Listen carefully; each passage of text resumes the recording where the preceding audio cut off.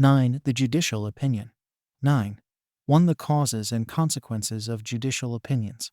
It is characteristic of the common law that the judicial opinion occupies center stage. It is not all that matters, of course, but few legal arguments in common law jurisdictions lack multiple references to the published opinions of judges, and few judicial opinions fail to refer to other judicial opinions. To think about legal reasoning in the common law world without taking into account the written opinions of judges is scarcely conceivable. Yet, although judicial opinions are an omnipresent feature of modern common law legal argument, and although the reasoned elaboration provided by written judicial opinions is often said to be one of the desirable characteristics of law, it is a mistake to think that all or even most legal outcomes are accompanied by a written statement of the reasons for the decision. Jurors delivering verdicts not only are not expected to provide reasons for their decision, but are typically prohibited from doing so. The Supreme Court decides with full argument and opinion only a tiny percentage of the thousands presented to it. But when it refuses to hear the remainder, it typically says nothing other than the petition for certiorari is denied. Increasingly, appellate courts with crowded dockets and too few judges decide many of their cases with no opinions, and many others with brief, unpublished opinions for the benefit of the parties alone. And although most legal arguments in the United States take place not in appellate courts, but before single judges ruling on motions at the trial level, in the overwhelming majority of such rulings, the decisions are not accompanied by reasons, written or otherwise. Yet even though written judicial opinions occupy but a small proportion of the decisions of American judges, they are disproportionately important. Judicial opinions frame legal arguments and structure much of the law. And in a common law country, judicial opinions play a major role in telling lawyers and their clients what the law is. The judicial opinion is thus important not only for the cases that are contested, but also in giving guidance about whether a dispute is worth litigating at all, and about whether a loss at trial is worth appealing. But just what are judicial opinions, and how are we to understand them? In the United States, but usually not in Great Britain, for example, the appellate opinion is an opinion of the court and represents the views of a majority of the judges hearing the case. There may at times be concurring opinions in which a judge agrees with a majority opinion, but wants to elaborate on what the majority said. And often there are dissenting opinions. And in the Supreme Court, we frequently see opinions concurring in the judgment, which means that the justice agrees with the outcome, but for different reasons from the majority, and consequently refuses to join the majority opinion. And occasionally, there is no majority willing to agree on a single opinion, in which case there is no majority opinion at all, and the judgment is announced, typically, in a plurality opinion. But in the normal course of things, one finds in the United States a majority opinion, also called the opinion of the court. And this is in noteworthy contrast with British practice, where traditionally each judge hearing a case delivers his or her own opinion, and it has been the quite a bit harder task of the lawyers and judges in future cases to piece together the ratio decidendi, the reasons that a majority of the judges agreed on, from the serial opinions of individual judges. Even in the United States, however, where the typical existence of a single majority opinion makes it much easier on lawyers, the judicial opinion is a curious thing, not least because it takes no single standard form. Typically, however, the judicial opinion is the explanation by a judge of the reasoning that led him or her to some conclusion. The opinion will contain enough of the facts of the case so that the reader or a subsequent court will understand the context of the case, and if necessary be able to distinguish it from some other case. Not all of the facts will be described, and it is a fair inference that most of the facts as stated by the court will be legally material, although of course some facts, the relevant dates, the names of the parties, and so on will simply be for context and identification without being ones that are legally relevant. Having stated the facts, the court will then describe the case's procedural posture, explaining what happened below, how the case came to be on appeal, and what issues are now being heard on appeal. And the opinion will proceed to state and explain the relevant law as the court sees it, apply the law to the particular facts of this case, and announce a conclusion. all well and good. But now the complications begin. One of the principal complications is the question of whether judicial opinions should be honest.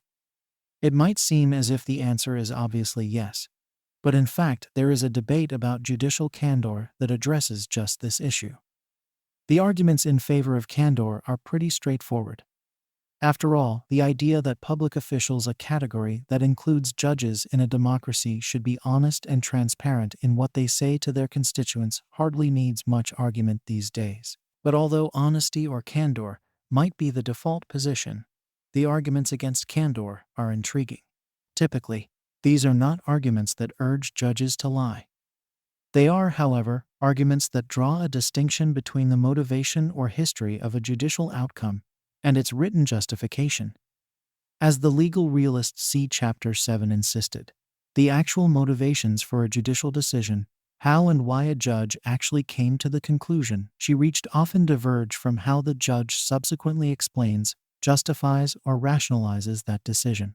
Even when we put aside the vulgar, what the judge ate for breakfast caricature of realism, it is a central tenet of the realist perspective that judges, arguably like most people much of the time, perceive a preferred outcome in an almost intuitive and holistic way. Gestalt is for some people the fancy word, and then, and only then, search for a legal justification to support that outcome.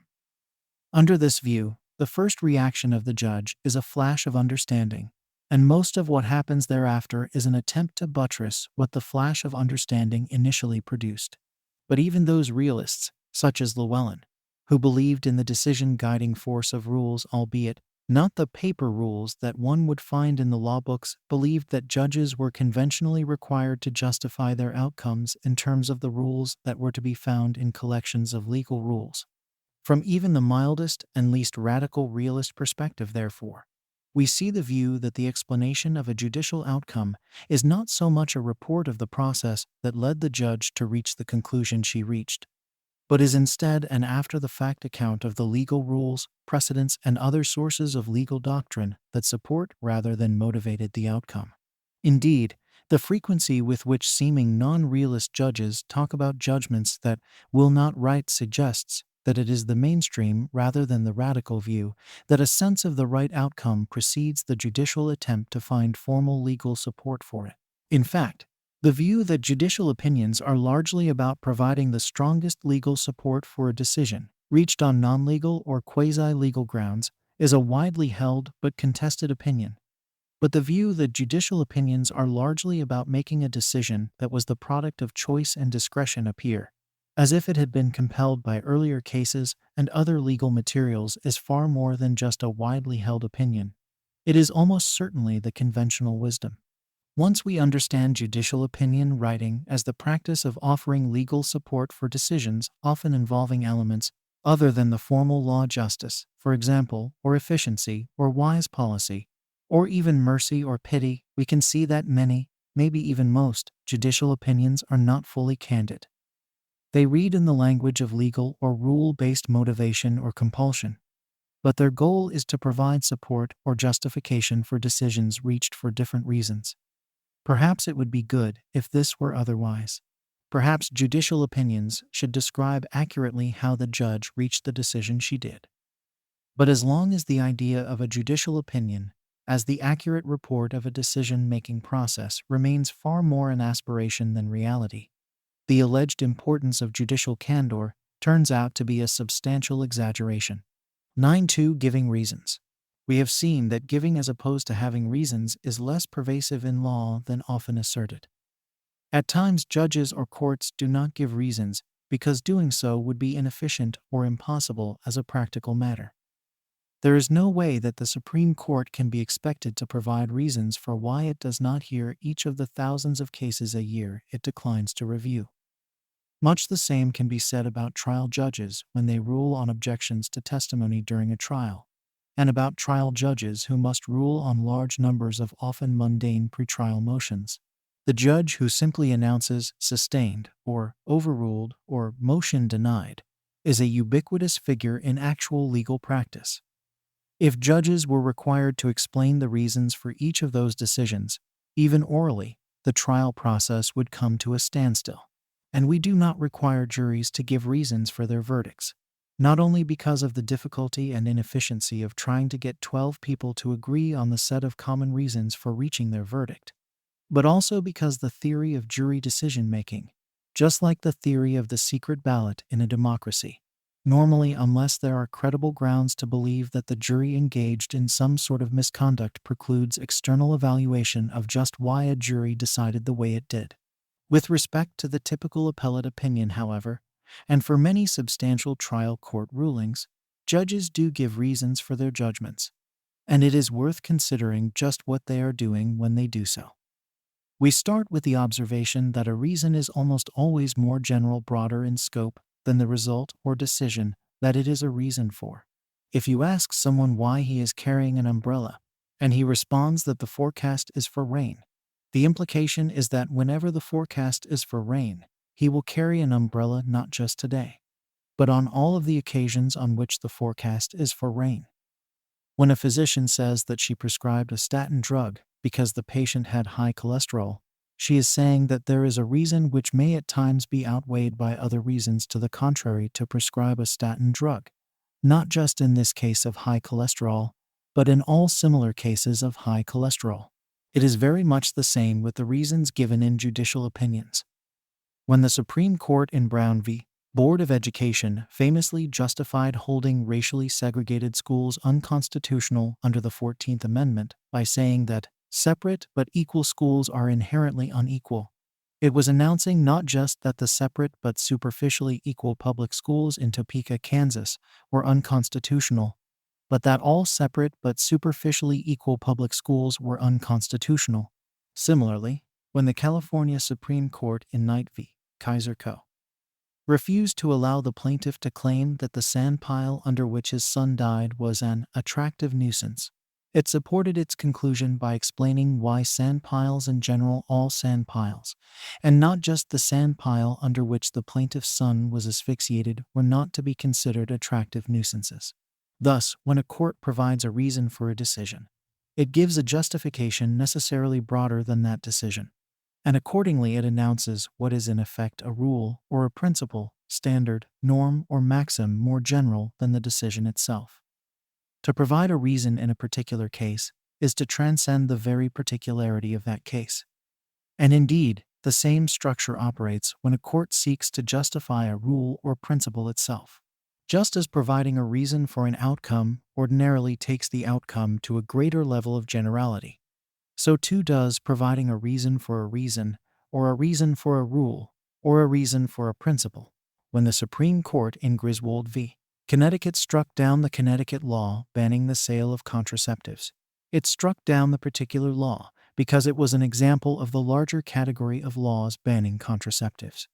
But the reason why all laws in this larger category of restrictions on the sale of contraceptives were unconstitutional was that such laws, the Supreme Court concluded, were restrictions on privacy. Thus, for the Supreme Court, all laws restricting privacy were constitutionally suspect and needed to be justified by a compelling interest if they were to be permitted. In providing a reason for why laws banning the sale of contraceptives were unconstitutional, the court thus gave a reason broader than the outcome in the case and broader even than the rule that the reason justified. As numerous subsequent cases demonstrated, therefore, the court's use of the right to privacy as the justification for its conclusion regarding the constitutionality of restrictions on the sale of contraceptives meant that the right to privacy was henceforth available as a legitimate reason for a conclusion in cases not involving contraception at all. It is an important consequence of the generality of reasons that a person or a court who gives a reason for a decision is typically committed to that reason on future occasions. If I tell a friend that I give money to Oxfam because it helps provide food to starving children in Africa, it is not at all surprising when my friend then asks me whether I will give money to his own pet charity, which also provides food to starving children in Africa. I may at that point be able to draw a distinction. The two organizations might be different in some other respect, or I might just be out of money, but having given the reason in the first case, I am at least presumptively committed to following it in subsequent ones. And thus, when in law a court gives a reason for a decision, it is expected to follow that reason in subsequent cases falling within the scope of the reason articulated by the court on the first occasion. To speak of a decision as unprincipled is typically to say that a court gave as a reason for a decision a reason it was not in fact willing to follow in subsequent cases, thus suggesting that the reason given by the court was not really a reason it took very seriously. An often discussed example of this phenomenon is the Supreme Court's decision in Shelley v. Creamer, which invalidated racially restrictive real estate covenants. In concluding that a racially restrictive covenant in a private deed was nevertheless the action of the state for the purpose of the 14th Amendment's state action requirement, the court said that private discrimination becomes state action whenever the private action is enforced by the state through its laws and in its courts. It turned out, however, that the court was not willing to follow in subsequent cases the reason it gave in Shelley. For example, the court was not, unsurprisingly, willing to find state action in every instance in which the state was called upon to enforce a will, contract, trust, or right against trespass, even though the will or contract contained a racially restrictive provision, or even when the reasons for excluding a trespasser were racial animosity. By contrast, however, when Justice O'Connor in New York v. United States wrote for the Supreme Court in invalidating under the 10th Amendment a federal law that required states to regulate radioactive waste in a certain specific way, she said that the federal government may not compel the states to enact or administer a federal regulatory program. In so doing, she committed the court to the proposition that any law compelling the states to administer a federal regulatory program would be at least presumptively unconstitutional, and there has so far been no indication that the court is unwilling to take seriously in subsequent cases the reason it gave in this case, and thus the commitment is made in this case. Thus, when a court gives a reason for its decision, it creates a commitment for that court and an expectation on the part of those who seek to be guided by judicial opinions. It is true that in subsequent cases, the commitment might be attacked on the grounds that it is mere dicta about which see Section 3.4 and the following section in this chapter. But we must not ignore the extent to which what a court actually says makes a large difference in legal practice and legal argument. It is true that lawyers will argue that the language from a previous opinion arose in a different context, and that they will strain to distinguish the cases in which the language first appeared. It is also true that under the traditional account, there is nothing binding about the explicit formulations that might be found in some seemingly controlling earlier decision. But in reality, the actual words that a court uses are not nearly so impotent on subsequent occasions. The existence of rule-like language in a binding judicial opinion, or a statement of a legal principle in such an opinion, at the very least shifts the burden of argument. The lawyer seeking to deny the effect of what that or some higher court has previously said may struggle to urge that the words are mere dicta, or that the actual holding of the earlier case is other than what the earlier court's words say. But in such a case, the lawyer has a burden of explanation or persuasion that the lawyer who can simply point to the pertinent language does not. Words matter, in law as well as in life, and there are few advocates who relish having to argue against what some binding or influential court, especially the court before which they are now arguing, has actually said on some previous occasion. When a court provides a reason for a decision, therefore, it can be thought of as entering into a social practice, not unlike the social practice of promising. We commonly believe that promises create commitments because it is wrong to lead someone to rely on some proposition and then to turn around and undercut the basis for that reliance. So too with providing reasons. Giving reasons induces reasonable reliance and creates a prima facie commitment on the part of the court to decide subsequent cases in accordance with the reason that it has explicitly given on a previous occasion. If a court is prima facie or presumptively committed in the future to the reasons it gives now, and if those reasons are, as we have seen, necessarily broader or more general than the conclusions they support, then a court giving a reason for its decision is in effect committed to the outcomes of some number of future cases whose factual detail it cannot now comprehend or accurately anticipate. When a court gives a reason for a decision, therefore, it reduces its own freedom of decision in future cases, and the broader the reason is, the more the court constricts its future freedom. Understanding this phenomenon helps us to see why we do not always require legal decision makers to give reasons for their decisions, because the virtues of reason giving must compete with the virtues of continuing decisional flexibility. And even for a court required by convention to provide reasons, the advantages of giving broad reasons in terms of guidance and transparency must compete again with the advantages of giving narrow and particularistic reasons that will allow the court to retain flexibility in the face of an uncertain future. The practice of judicial reason giving, therefore a practice central to the very idea of the judicial opinion, is one in which the benefits of full explanation are not without costs. The court that is wary of providing a full explanation of what it has done and why it has done it may not always be a court that is sloppy or lazy, but often may simply be a court that understands that what it says now commits it in the future. When a court does not wish to be so committed, it may be reluctant to provide reasons any broader than what is absolutely necessary to explain what it has done in the case before it, for fear that what it does in that case will restrict it more than it will wish to be restricted when additional cases arise in the future. 9.3 Holding and Dicta Revisited. Much of the foregoing discussion connects with the traditional distinction between the holding of a case roughly, but only roughly equivalent to what in Great Britain is called the ratio decidendi, and the dicta that a court may also offer in the process of issuing an opinion. According to the traditional distinction, the holding of a case consists of what is necessary to support the result in that case. Everything else is obiter dicta, or dicta for short, and as such is more easily dismissed in subsequent cases or by subsequent courts. As it was traditionally expressed, the holding of a previous case, or a case from a higher court, was binding, but everything else the dicta could legitimately be disregarded. The traditional view is captured by the following from a classic English introduction to law. Obiter dictum is a mere saying by the way, a chance remark, which is not binding upon future courts, though it may be respected according to the reputation of the judge, the eminence of the court, and the circumstances in which it came to be pronounced. Lawyers and judges talk less about holding and dicta than in times past, and there appear to be two reasons for the decline. First, even so-called mere dicta often has more of a burden-shifting effect than the traditional account supposes. A statement by the Supreme Court that directly supports one side in a subsequent lower court case, or even in a subsequent Supreme Court case, immediately gives that side the upper hand in argument, and the lawyer who has to argue that the statement is mere dicta is at an argumentative disadvantage.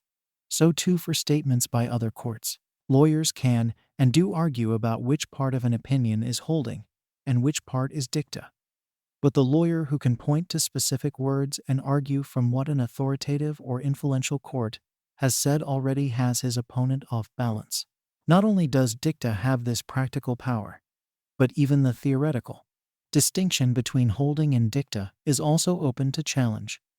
As we have seen, both here and in Chapter 3, any statement by a court beyond the simple recitation of the facts and the announcement of an outcome is broader than the case at hand, and is thus strictly unnecessary to the outcome. Every time a court gives a reason for its decision, it necessarily opines about cases other than the one before it. And thus, strictly speaking, all statements of reasons have an aura of dicta surrounding them. And even if there are some reasons that are necessary to the outcome, it is never necessary that those reasons be stated at one level of generality rather than another. Because Judge Cardoso in Macpherson v.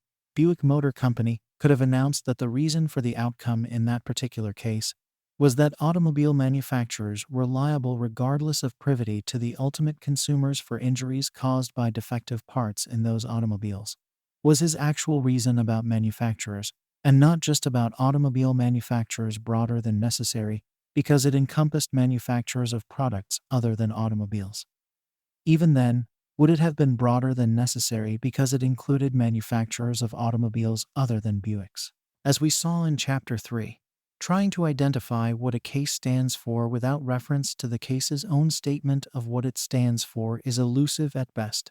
It may well be, therefore, that any attempt to locate the distinction between holding and dicta in an alleged difference between what is necessary for the decision and what is not will turn out to be little more than an argument in a subsequent case about which was the holding and which was the dicta, with no clear answer to that question being provided by the very case alleged to be binding.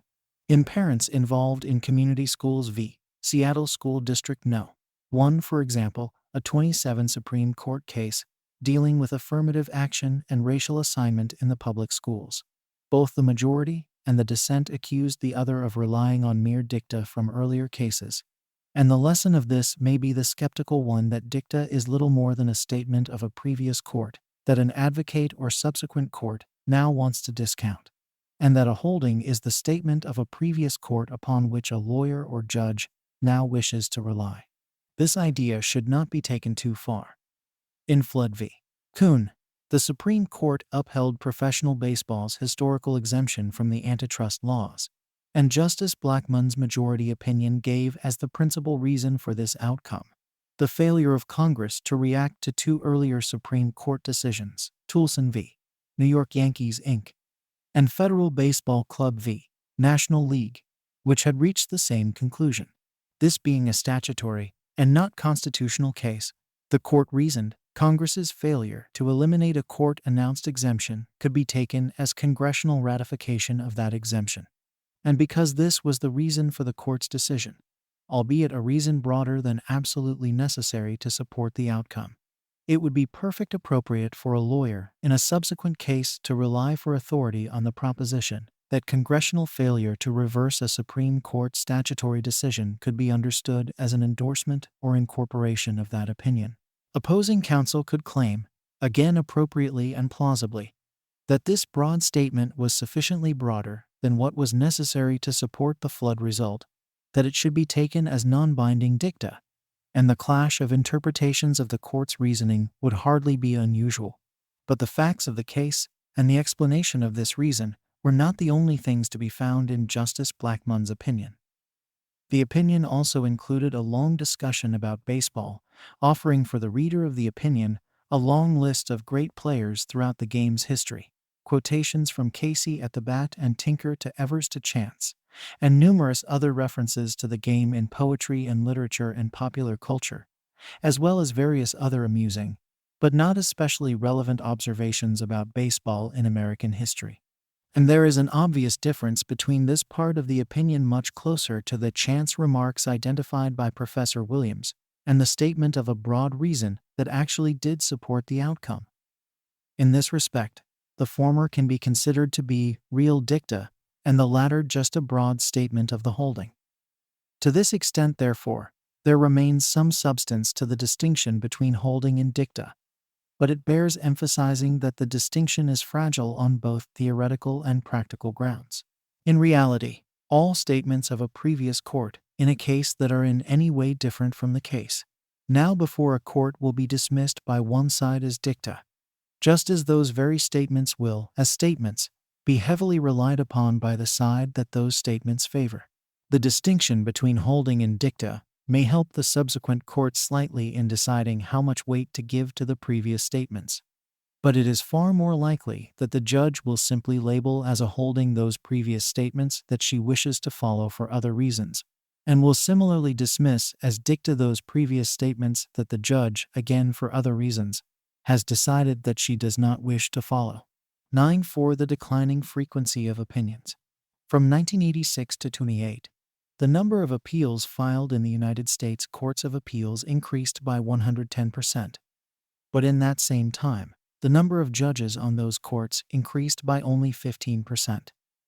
The inference to be drawn from these figures is that on a per-judge basis, the workload of a typical federal appellate judge would have been expected almost to double during this period.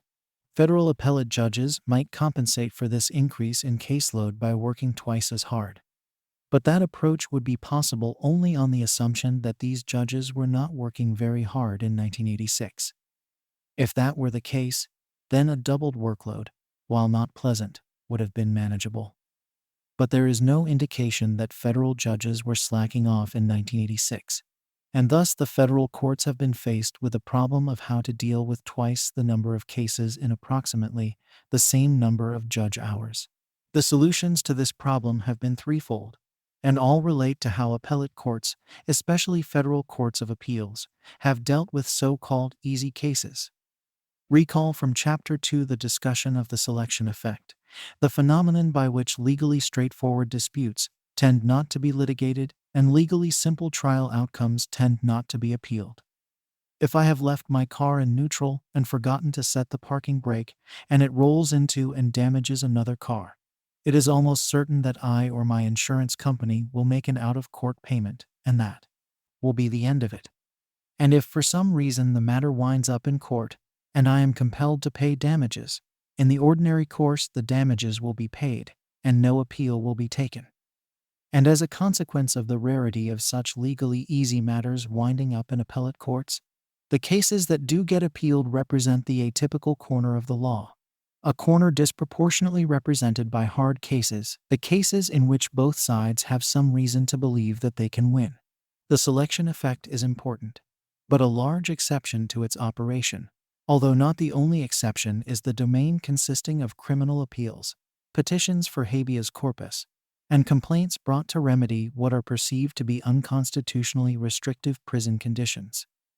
This category of cases in which the plaintiffs or petitioners or appellants are ordinarily incarcerated throughout the pendency of the proceedings represents an exception to the selection effect precisely because of the different incentives under which those who are incarcerated operate.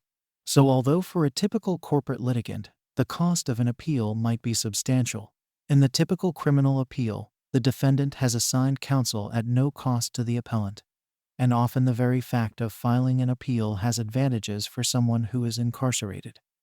Having an appeal pending may provide such an individual the opportunity to work in the prison library, which is often a far better way to pass the day than many of the alternatives for those who are in prison.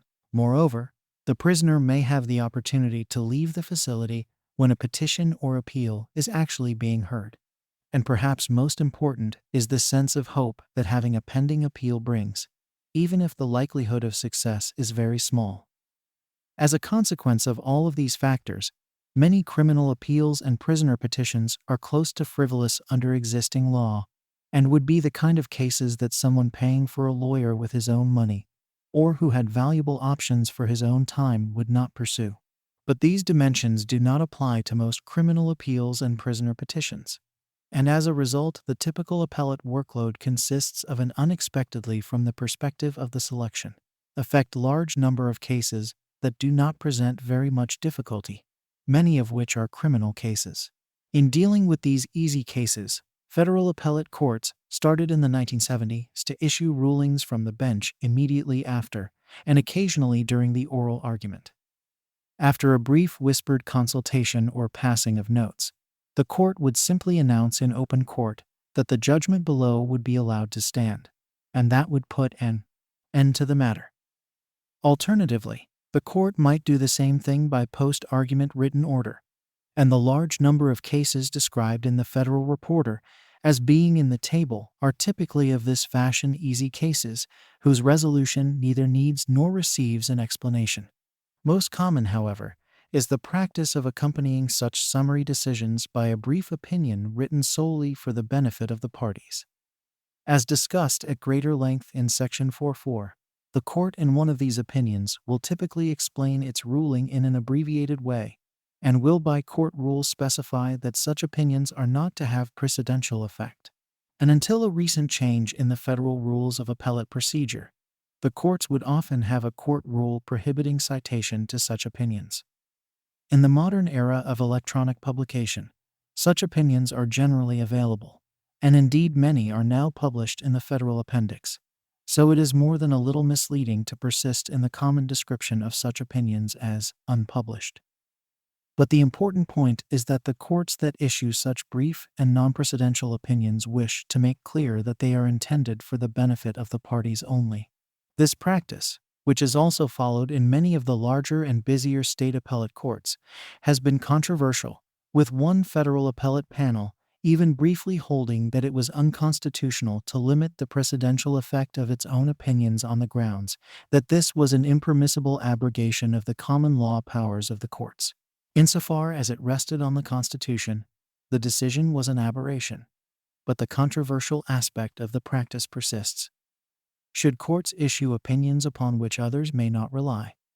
Does the practice encourage courts to disregard the responsibility of taking opinion writing seriously?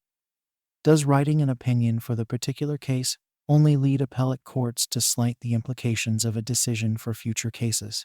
These are all fair questions. But now that we see just how rare it is for the legal system in general to give reasons for its decisions, the practice of providing abbreviated reasons for the benefit of the parties only does not seem nearly so aberrational. Even when we focus only on appellate courts, a part of the legal system in which opinion writing and reason giving is the norm, we now see that doing so has its costs as well as benefits. And the benefits are not restricted to matters of efficiency and practical necessity. Once we understand that giving reasons commits, even if not absolutely, the reason-giving court to certain outcomes in other and future cases, the court that wishes to tell the parties why it decided the way it did, but does not wish to commit itself, can use the non-citable or no precedential effect opinion as a way of respecting the parties' desire for reasons while retaining maximum flexibility. As long as there is no indication that judges are using the practice to justify laziness, and there is no evidence at all of that, then it is hard to find much fault with a practice likely to increase as the workload of the courts increases as well. Moreover, there is little indication that the workload crisis in the appellate courts is likely to subside, and as a result the practices of the non-opinion, the so-called unpublished opinion, the non-citable opinion, and the no precedential effect opinion are probably with us to stay. The discursive appellate judicial opinion will remain a central feature of the common law. But even in the common law, law is, and will continue to be far more than just judicial opinions.